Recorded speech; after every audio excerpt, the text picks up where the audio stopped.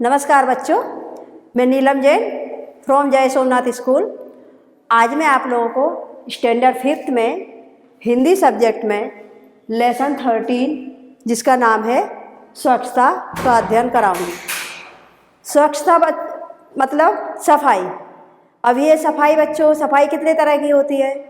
सफाई बहुत सारे प्रकार की होती है, जैसे घर की सफाई, गाड़ी की सफाई, अपने बॉडी की सफाई, अपने आसपास की सफाई। तो सफाई तो स्वच्छता, हमको सब जगह सफाई ही रखनी है। एक कहानी है, प्रसंग है जिसको मैं आप रीड करके समझाती हूँ आप लोगों को। लेसन है जिसका नाम है हमारा स्वच्छता। स्वच्छता का और स्वास्थ्य का घनिष्ठ संबंध है बच्चों। अगर हम अपने शरीर की सफाई नहीं रखेंगे तो हम बीमार पड़ जाएंगे। हम अपने आसपास सफाई नहीं रखेंगे, ऐसे सपोज करो कि आपके घर के आजू बाजू कचरा पड़ा है, सब लोग आके कचरा डालें, तो वहाँ पे क्या होगा? वहाँ पे गंदगी फैलेगी, मच्छर होंगे, और मच्छर होंगे तो वो आप लोगों के घर में घुसेंगे। तो हमको यानी सफाई रखना है। सफाई से स्वास्थ्य का घनिष्ठ संबंध है।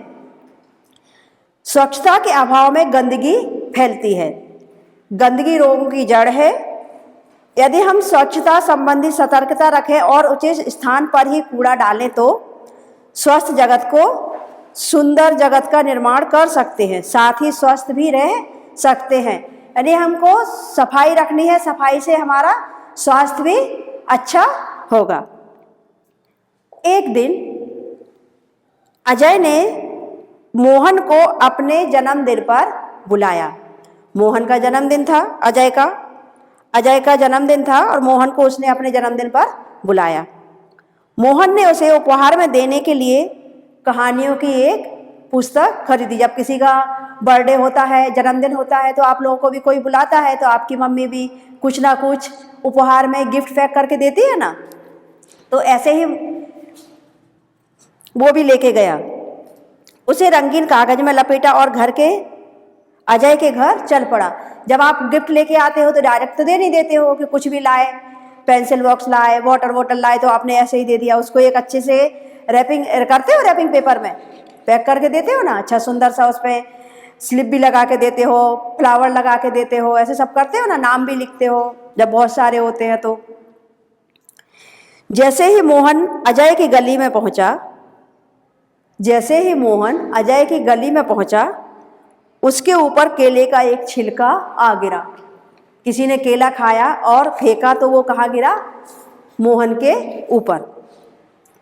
तो मोहन बोला, छी छी, कितनी बुरी आदत है सड़क पर छिलका फेंकना, है ना बुरी आदत? आप लोग तो नहीं फेंकते हो ना? केला खा के हमको छिलका कहाँ डालना चाहिए? कूड़ेदान में ही हमको छिलका डालना चाहिए, यहाँ वहाँ उसको नहीं फेंकना चाहिए। मोहन ने मन में सोचा। उसने छिलका उठाया और इधर उधर देखा। मोहन ने मन में ऐसा सब सोचा। मोहन ने मन में सोचा कि छी छी, कितनी बुरी आदत है सड़क पर छिलका फेंकना। उसने छिलका उठाया और इधर उधर देखा। कुछ दूरी पर उसे एक कूड़ादान दिखाई दिया। उसने छिलका उसमें डाल दिया। बहुत से लोग क्या करते हैं बच्चों, केला खाया, कुछ भी खाया, चिप्स खाई और सड़क पर ही केले का छिलका हुआ या चिप्स का पैकेट हुआ, सब यहाँ वहाँ फेंक देते हैं। लेकिन ये तो बहुत बुरी आदत है। छिलका कहाँ डालना चाहिए? कुछ भी हो, कचरा हो तो हमको डस्टबिन में डालना चाहिए।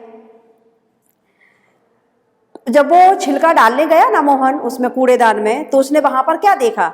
बहुत सा कूड़ेदान के बाहर फैला हुआ था। वो जो लोग क्या करते थे, कूड़ेदान में तो कचरा नहीं डालते थे और फेंक जाते थे, तो वो यहाँ वहाँ सब फैल गया था। वहाँ मक्खियाँ भिनक रही थी और चारों ओर गंदगी फैली हुई थी। मैंने बोला बच्चों कि अगर कूड़ा होएगा, उसको प्रॉपरली ढक कर नहीं रखेंगे तो सब क्या होएगा? मक्खियाँ होंगी, मच्छर होंगे और गंदगी फैलेगी, जिससे हमें क्या होगा? हम बीमार होंगे, हमारी बीमारियाँ बढ़ती जाएंगी। कुछ और आगे बढ़ा तो मोहन को बड़ी बदबू आई। अभी अजय का घर नहीं आया था। मोहन चलते चलते थोड़ी दूर बढ़ा तो अभी उसने देखा नालियों में से कूड़े के कारण पानी रुका हुआ है। उसी पानी में बदबू आ रही थी, उसी पानी में से बदबू आ रही थी। वो कूड़ा सब लोग यहाँ वहाँ फेंक देते थे। नालियाँ बहुत सी जगह पे क्या होती है, अपने यहाँ तो गटर सिस्टम है बच्चों, तो अपने यहाँ तो नालियाँ ओपन होती नहीं है, लेकिन बहुत सी जगह पे क्या होता है, खुली नालियाँ होती है ओपन। तो लोग वह क्या करते हैं, कचरा वही जाने देते हैं, और जब ज़्यादा कचरा इकट्ठा हो जाए तो पानी फंस जाएगा। तो पानी फंसने के कारण उसमें से बदबू आ रही थी। मोहन नाक पर रूमाल रखे अजय के घर पहुंचा। मोहन ने नाक पर रूमाल रखा और अजय के घर पहुंचा। वहां अजय के और भी कई मित्र आए हुए थे। अजय ने मोहन को अपनी माँ और पिताजी से मिलाया। अजय की दादी जो बीमार थी, मोहन उनसे भी मिला। मेज पर खाने की चीजें रखी थी जिन पर बार बार मक्खियां आती जाती थी। मोहन ने अजय से कहा, अजय, तुम्हारे मोहल्ले में इतनी गंदगी क्यों है? क्या नगर पालिका इसे साफ नहीं कराती? मोहन ने जब ये सब देखा, उसने रास्ते में उसके ऊपर केले का छिलका गिरा, कूड़ेदान में उसने कचरा देखा तो सब यहाँ वहाँ फैला हुआ था, नालियों में पानी रुका हुआ था, उसके कारण बदबू आ रही थी, तो उससे रहा नहीं गया। तो उसने, और मोहन के घर में, अजय के घर में जो नाश्ता था तो उस पर भी मक्खियाँ आ रही थी, तो मोहन से रहा नहीं गया। तो मोहन ने पूछा कि अजय, तुम्हारे यहाँ नगर पालिका ये सब साफ नहीं करवाती, इतनी गंदगी क्यों है? अजय की माताजी ने कहा, बेटा, नगर पालिका की गाड़ी आया करती है, जगह जगह कूड़ेदान भी हैं, पर कुछ लोग उनमें कूड़ा नहीं डालते। एक कूड़ा सड़क पर ही फेंक देते हैं, इसलिए सफाई नहीं रहती। जो लोग होते हैं सब, भले तुम कूड़ेदान तो रख दो, नगर पालिका की गाड़ी आए, लेकिन गाड़ी आए और आके चली जाए, उसमें आप कचरा ना डालो तो क्या, उसकी क्या गलती? गलती तो अपनी है ना बच्चों, कि अपन को कूड़ेदान में ही कचरा डालना चाहिए। दूसरे दिन पाठशाला में मोहन ने अपने अध्यापक को यह बात बताई। दूसरे दिन जब मोहन स्कूल पहुंचा तो उसने अपने टीचर से, जैसे आप लोग भी कोई चीज़ देखते हो तो अपने टीचर को कैसे आके बताते हो, टीचर टीचर कल मैं यहाँ गया था, मैंने ये देखा, आप लोग बोलते हो ना, तो ऐसे ही मोहन ने भी अपने अध्यापक से यह बात बताई। अध्यापक ने कहा, तुम ठीक कहते हो मोहन, गंदगी बहुत से रोगों की जड़ है। नगर पालिका का काम नगर को स्वच्छ रखना तो है ही, पर हमें भी नगर पालिका की सहायता करनी चाहिए। चलो एक दिन हम सब अजय के मोहल्ले में चलें और स्वयं सफाई का काम आरंभ करें। रविवार के दिन सभी अजय के मोहल्ले में गए। सबके हाथ में एक एक टोकरी और झाड़ू थे। सड़क पर झाड़ू लगाकर उन्होंने कूड़ा इकट्ठा किया, नालियों की सफाई की और पानी का रास्ता बनाया।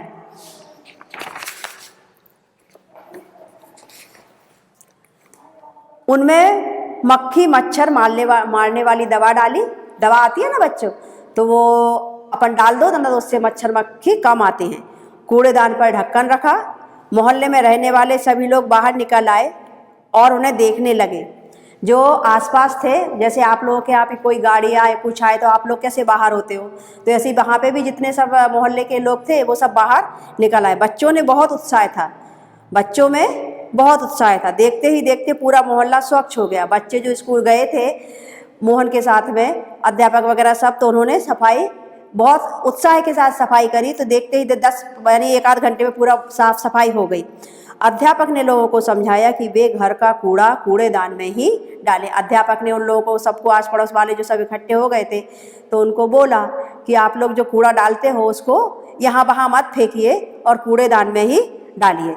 वे घर के आसपास सफाई रखें क्योंकि गंदगी से रोग फैलते हैं। उन्होंने कहा, मेरी पाठशाला के बालक सप्ताह में 1 बार यहाँ आया करेंगे, वे आपके मोहल्ले को साफ करेंगे, आप भी इस काम में इनकी सहायता करें। अध्यापक ने कहा कि हमारे स्कूल के जो बच्चे हैं वो सप्ताह में 1 बार आएंगे और आपके मोहल्ले की सफाई करेंगे। एक व्यक्ति ने आगे बढ़कर कहा, नहीं नहीं, इन बच्चों को आने की कोई आवश्यकता नहीं, हम लोग स्वयं ही अपने मोहल्ले को स्वच्छ रखेंगे। अब आप इसे हमेशा साफ सुथरा पाइए, क्योंकि जब कभी कुछ होता है तो हमको शर्मिंदगी होती है ना। तो ऐसे वो सब जो व्यक्ति थे ना, लोग थे, उनको भी, उनमें से भी एक व्यक्ति को लगा कि ये तो गलत है, ऐसा थोड़ी ना होता है कि बच्चे आके सफाई करें। तो उन्होंने कहा कि नहीं नहीं, इसकी ज़रूरत नहीं है, अब हम ही लोग अपने मोहल्ले को साफ सफाई रखा करेंगे। अभी मैंने यहाँ पर बच्चों इस लेसन, स्वच्छता के लेसन के शब्दार्थ लिए हैं। ये शब्दार्थ लिए हैं जो मैं आपको रीड करके समझाती हूँ। स्वच्छता,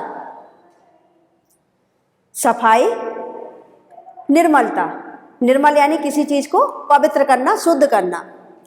अब ये सफाई बच्चों सभी चीजें, जैसे हमारी बॉडी की सफाई ले लो, शरीर की सफाई में क्या क्या है, बालों की सफाई, हमको बालों में कंघी करना चाहिए, तेल लगाना चाहिए, हेयर वॉश भी करना चाहिए। फिर आंखों की सफाई, आंखें भी अपने साफ पानी से धोना चाहिए। कानों की सफाई, कान को भी हमको साफ रखना चाहिए। नेल्स हैं हमारे, जो नेल्स बड़े बड़े हो जाते हैं, बहुत से बच्चे क्या करते हैं, नेल्स बढ़ जाते हैं तो उनको काटते ही नहीं है, उनकी मम्मियों को उनको कुछ होता ही नहीं है कि हमारे बच्चों के नेल्स बढ़ गए हैं तो हमको काटना है, वो नेल्स कट करना चाहिए। तो क्योंकि जब आप नेल्स बढ़ जाते हैं और आप खाना खाते हो तो क्या होता है बच्चों, वो गंदगी हमारे अंदर चली जाती है। फिर यह है छिलका, फल आदि का आवरण। जैसे छिलका है, केले का छिलका है, संतरे का छिलका है, मौसमी का छिलका, अनार का छिलका, वो फल, किसी भी फल या सब्जी का छिलका यानी उसका आवरण, कवर उसका। बदबू, दुर्गंध, बुरी गंध यानी अच्छी, जिसको हमें सूंघ के यानी गंदा महसूस हो, अच्छा महसूस ना हो। उत्साह, उमंग, जोश। प्रथम, पहला। कूड़ादान, कचरा डालने का पात्र। दोष, अवगुण, अपराध। उपहार, भेंट, नजराने की वस्तु। जब आप किसी के जन्मदिन पे जाते हो तो कुछ भेंट ले जाते हो, उसमें आप लोग इंग्लिश में बोलते हो गिफ्ट, तो उसको उपहार बोलते हैं, और भेंट। सप्ताह, 7 दिनों का समूह, जो आपका सोमवार, मंगलवार, इंग्लिश में बोलते हो आप लोग संडे, मंडे, ट्यूसडे, तो ये 7 दिनों का जो समूह होता है, 7 दिन, वो सप्ताह, उसको बोलते हैं सप्ताह। मोहल्ला, गली। मोहल्ला, गली, मैं आपको वापस से रीड करके बता देती हूँ। स्वच्छता, सफाई, निर्मलता, छिलका, फल आदि का आवरण। बदबू, दुर्गंध, बुरी गंध। उत्साह, उमंग, जोश। प्रथम, पहला। कूड़ादान, कचरा डालने का पात्र। दोष, अवगुण, अपराध।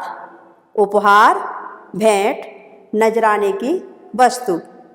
सप्ताह, 7 दिनों का समूह। मोहल्ला, गली, आसपास का जो हमारा एरिया होता है उसको क्या बोलते हैं, मोहल्ला। अभी मैंने यहाँ पे लिखा है बच्चों, शब्द समूह के लिए एक शब्द लिखिए।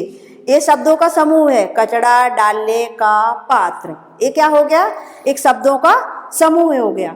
उसके लिए आपको एक वर्ड देना है। तो कचरा डालने का पात्र को क्या बोलते हैं, कूड़ादान। कचरा डालने का पात्र, कूड़ादान। नजराने की वस्तु, नजराने की वस्तु यानी कि जब किसी को आप उपहार देते हो, भेंट देते हो, गिफ्ट, वो होती है, उसको बोलते हैं नजराने की वस्तु, भेंट। 7 दिनों का समूह, जैसे कि मैंने आपको शब्दार्थ में समझाया था, उसको बोलते हैं सप्ताह। 7 दिनों का समूह सप्ताह। जिसमें कोई दोष ना हो, जिसमें कोई दोष ना हो वो निर्दोष। जिसमें कोई दोष ना हो, निर्दोष। फलादि का आवरण, यहाँ पे मैंने ये साथ में लिखा गया है, फल आदि आ गया इसमें, फलादि का आवरण, छिलका। तो बच्चों ये लेसन से मैंने शब्दार्थ लिए हैं, शब्द समूह के एक शब्द लिखे, ये लिया है।